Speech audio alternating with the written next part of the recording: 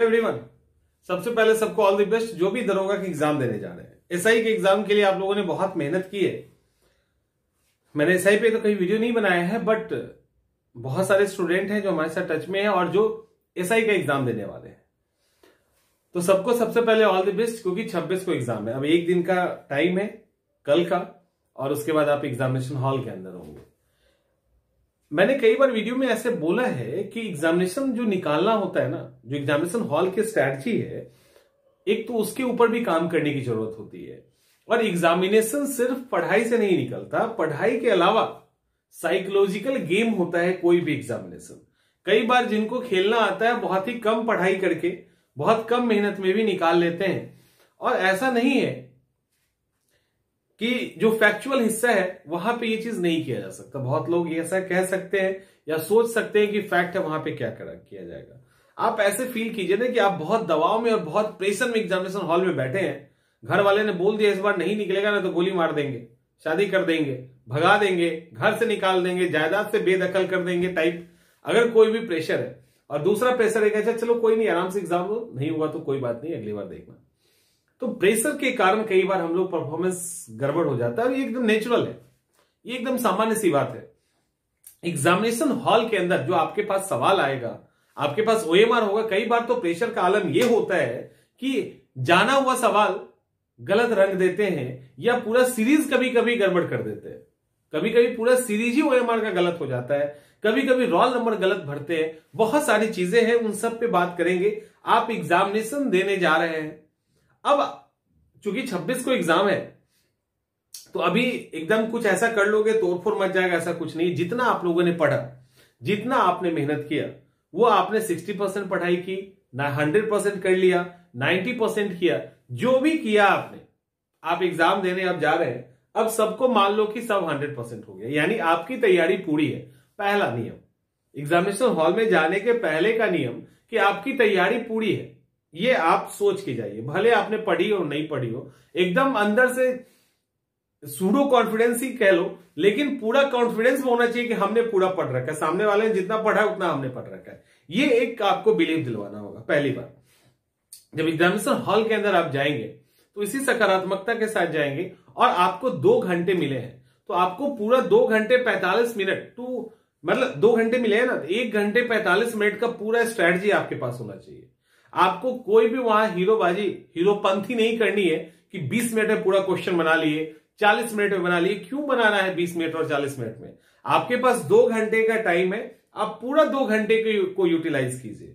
आप जब वहां पे बैठिएगा तो दूसरा कि आपको पूरा 2 घंटे अपने आप को इंगेज रखना है। वहां पे आधा घंटा सेव करके एक झपकी मार के दूसरी की तरफ मुस्कुरा के कि हमने 1 घंटा 30 मिनट निकाल में ही कर लिया, तू क्या कर रहा है, मतलब नहीं है, इसका कोई मतलब नहीं है। ठीक है, तो आपको अपने पूरे टाइम को यूज करना है, आराम आराम से करना है। तीसरा, जब एग्जामिनेशन हॉल के अंदर जाए तो कोशिश कीजिएगा, क्वेश्चन अटेम्प्ट करने के कई तरीके होते हैं। आप लोग अपने अपने अकॉर्डिंग कंफर्ट में होंगे तो कई तरीके होते हैं। उसमें एक जो सबसे सही तरीका मुझे लगता है कि आप लोगों को क्वेश्चन कम से कम 3 या 4 स्टेप में अटेम्प्ट पूरा करना चाहिए और ओएमआर को कलर साथ में करना चाहिए। कैसे? बहुत बार क्या होता है कि 1 से उठाया और 100 का पूरा क्वेश्चन कर लिया, फिर आराम से ओएमआर कलर कर रहा है। कई बार सीरीज गड़बड़ हो जाती है उसमें, तो ये नहीं करना। एक तो इसके पहले आपके पास हाथ में जैसे ही ओएमआर आए, आपको 5 मिनट लगे कि 8 मिनट लगे, आपको पहले सबसे अच्छे तरीके से ओएमआर फील करना है। रोल नंबर गलत कर दिया, गोला गलत रंग दिया, कुछ भी ऐसा हुआ तो एक तो आपने जितना ही मेहनत किया सब पानी में गया, सब चला जाएगा। तो सबसे पहले तो ओएमआर को बहुत ही प्यार से, बहुत ही एक एक चीज देख देख के, नहीं तो पूछ लीजिए जो भी है आपके उस समय एग्जामिनेशन में जो भी गाइडिंग कर रहे हैं उनसे पूछिए। तो पूछ के अच्छे से पहले ओएमआर पढ़िए। अब जब क्वेश्चन आपके पास आए ना तो उसको कम से कम 3, अधिक से अधिक 4 कर सकते हैं, उससे ज्यादा कितना करेंगे। तो पहले स्टेप में सिर्फ वही क्वेश्चन को कलर को बनाइए। पहले तो देख लीजिए कौन कौन आंसर है, 5-10 क्वेश्चन कर लीजिए। नहीं, फर्स्ट से लेकर लास्ट तक आपको चले जाना है। जो जो क्वेश्चन आपको लगता है कि नींद में भी होंगे तो इसका आंसर यही होगा या इसका आंसर यही होगा और दूसरा हो ही नहीं सकता है, वो 15 क्वेश्चन हो कि 20 हो कि 30 हो, फर्क नहीं पड़ता है। जितने क्वेश्चन जिसमें 1% का डाउट नहीं है 1% का डाउट नहीं है, वो सवाल आप पहले सॉल्व कर लीजिए। वो 15-20 भी हो सकता है, 25 भी हो सकता है। एटलीस्ट आप जब फर्स्ट राउंड में ये सवाल सॉल्व कर लेंगे तो आपको लगेगा ना, अच्छा 25 ऐसे सवाल हमने सॉल्व कर लिए जो कि कहीं नहीं जा रहा, तो 25 क्वेश्चन तो हमारा सेफ हो गया, क्योंकि बहुत बार पता ही नहीं चलता है।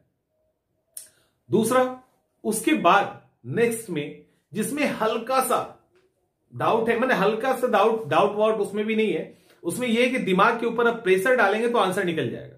सेकेंड में दिमाग के ऊपर प्रेशर डालेंगे तो आंसर निकल जाएगा, उसको हमने फर्स्ट राउंड में छोड़ दिया क्योंकि हमको प्रेशर नहीं डालना था, हमको जो आ रहा है एकदम एक झलक में उसको हमने किया। सेकेंड राउंड में आप उस तरह से अटेम्प्ट कीजिए, यानी जैसे ही आपको लगे कि ये पर्टिकुलर, जैसे ही लगे कि अब थोड़ा सा इसमें जोर डालेंगे और निकल जाएगा, उसको कर लीजिए। 20-25 तो निकल ही जाएंगे कम से कम।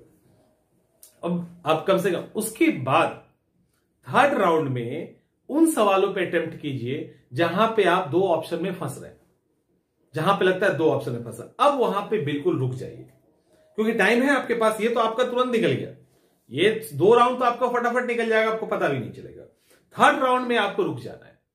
थर्ड राउंड में आपको, क्योंकि 2 पे आप अटक रहे हो, तो थर्ड राउंड में रुक के सवाल जैसे ही आए तो वहां पे आपको एलिमिनेशन प्रोसेस यूज करना है कि अच्छा इसका ये पर्टिकुलर आंसर तो होगा ही नहीं होगा, ये तो कंफर्म हो गया, ये भी नहीं होगा। इससे भी कई बार आंसर निकल आता है। नहीं तो 2 में अगर आप फंस गए तो उस क्वेश्चन को 1 बार 2 बार 3 बार पढ़िए और देखिए कि उसके बाद मतलब जितने भी तरीके हैं दिमाग को उस ऑप्शन को याद करने के, फंसाने के, जो होता है कभी क से क फंस गया, ए से बी को फंसा दिए, तो इस तरह का जो ट्रिक्स होता है या जो भी जिस भी तरीके से आपको लगता है कि ये हो सकता है, उस तरह से पहले उस पर कोशिश कीजिए। वो अगर हो जाता है तो आपके उसमें से अगर 15 क्वेश्चन भी सॉल्व कर रहे हो ना, तो 10 के सही होने के चांसेस है, यानी सही होने का चांस ज्यादा है। तो थर्ड राउंड में आप इस तरह के, और फोर्थ राउंड में एकदम से जो अब लगता है कि अब कुछ हो नहीं सकता, इसमें हम मेरी नॉलेज एकदम ना के बराबर है, तुक्का मारना है, तो वहां भी तुक्का मारने के पहले वो ये भगवान का नाम लिया और मार दिया वो वाला नहीं, तुक्का मारना है। वहां भी तुक्का मारने के पहले आपको रुकना है, जितना भी कैलकुलेशन कर सकते हैं, जितना कर सकते हैं, आंसर को जितना क्लोज ला सकते हैं क्वेश्चन के, कि इसकी संभावना थोड़ी बन रही है, अगर हो रहा है, हो पा रहा है, तब कीजिए। अदरवाइज आप 3 राउंड में ही ऑलमोस्ट जो जगह पे है वहां पहुंच जाओगे, और उसके बाद जो बचेगा ना, उसमें वो आपके कटअप को क्रॉस करवा देगा।